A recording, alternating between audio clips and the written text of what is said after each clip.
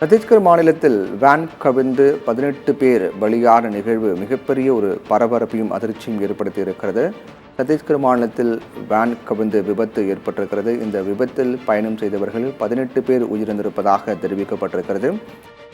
கவர்தா அருகே pickup van கவிழ்ந்த விபத்தில் 18 பேர் உயிரிழந்திருக்கிறார்கள். அந்த வேனில் பயணம் செய்தவர்கள் 18 பேர் உயிரிழந்த நிகழ்வு என்பது மிகப்பெரிய பதற்றத்தையும் அதிர்ச்சியும் ஏற்படுத்தியிருக்கிறது.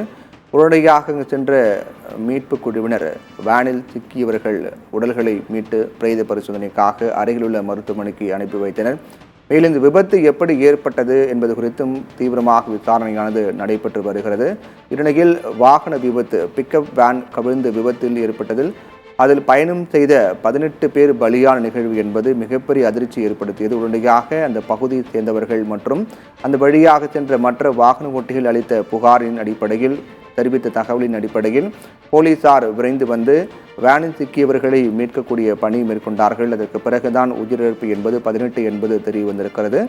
உயிரிழந்தவர்கள் 18 பேரின் உடல்களையும் மீட்டு போலீசார் பிரேத பரிசோதனைக்காக அருகிலுள்ள மருத்துவமனைக்கு அனுப்பி வைத்திருக்கிறார்கள்.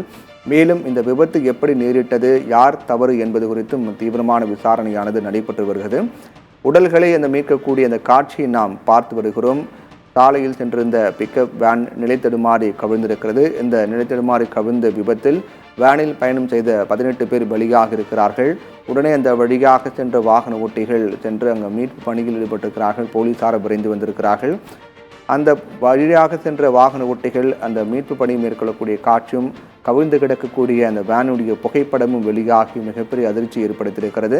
இந்த சம்பவம் தொடர்பாக போலீசார் வழக்கு பதிவு செய்திருக்கிறார்கள். வழக்கு பதிவு செய்து விபத்துக்கான காரணம் என்ன என்பது குறித்தும் விசாரிக்கப்பட்டு வருகிறது.